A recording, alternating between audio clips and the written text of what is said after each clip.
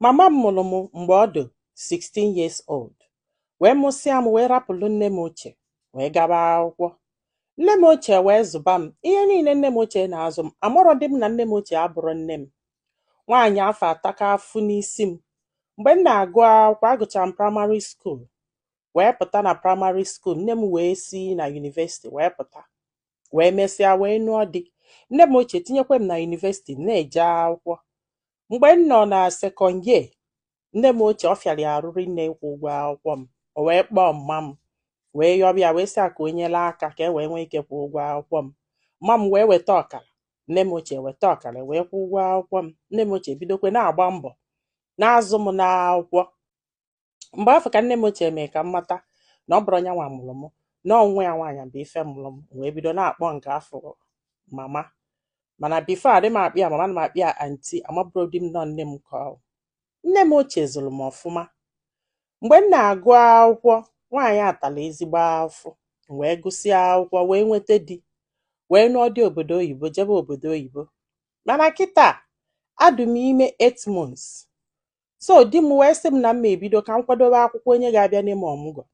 Wee kpọọ mma m gwa ya, kpọọ nne m ochie gwa ya, gwasịa ya. Nne m ochie wee sị m o na ya ga-akwadobenu. Mama m sị m o na ya ga-akwadobenu.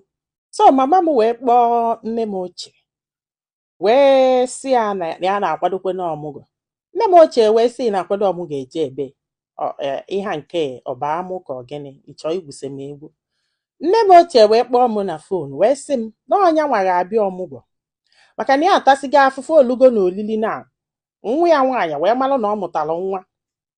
Ọkwana ya wee kpọọ mami ya wee gwa mami ya sị ya na mami ya ochie sikwa na ọnya nwa ga-abịa ọmụgwọ. Mami ya wee kwakụlụ wee si na siti wee na vileji wee je wee kwaba mami ya iyi si ya na ọnya nwa mụrụ nwa, na ọnya nwa kwesịrị ije ọmụgwọ. Na ife na-emezi kịta na fana abụọ na-azọ kedu onye kwesịrị ije ọmụgwọ n'ime fana abụọ. Na ịghọtago? Mana achọrọ m ka m mara ihe ndị mmadụ lụ. Kedu onye ọdụ unu ka ọnya kwesịrị ịbịa ọmụgwọ izizi? Maka na m gwara mama m si anya chelu, ọ bụ na nne m ochie bịasịa ka ọ bịa. Ma ọ bụ na m ga-amụ nwa ọzọ, ọjụ si na ọmụgwọ izizi bụ dime na ọmụgwọ. Nwunyekwa nne m ochie si a biko nya nwee ndidi ka mama m bịa. Ọ bụ na mama m bịasịa mmụzia nwa ọzọ ka ọ bịa, ọjụ si na ya ekwerọ na ọmụgwọ izizi bụ dime na ọmụgwọ. Ya amakwana nwa deprive ya destiny. Mana n'eziokwu na ya na asịsị kwuchie mee, kedu onye ọdụ unu ka ọnya kwesịrị ije ọmụgwọ?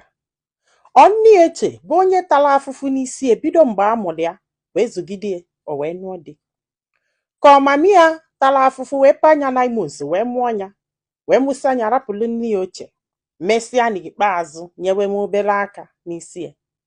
Ọ bụrụ na ị ga-esi ozi a, biko gwa m ife ilo na comment section, maka na ọ ga-enyere nwa agbọghọbịa aka iji ma ife ọ ga-eme. Ndị be anyị, daalụnụ, ka ọ dị n'ụbọchị ọzọ.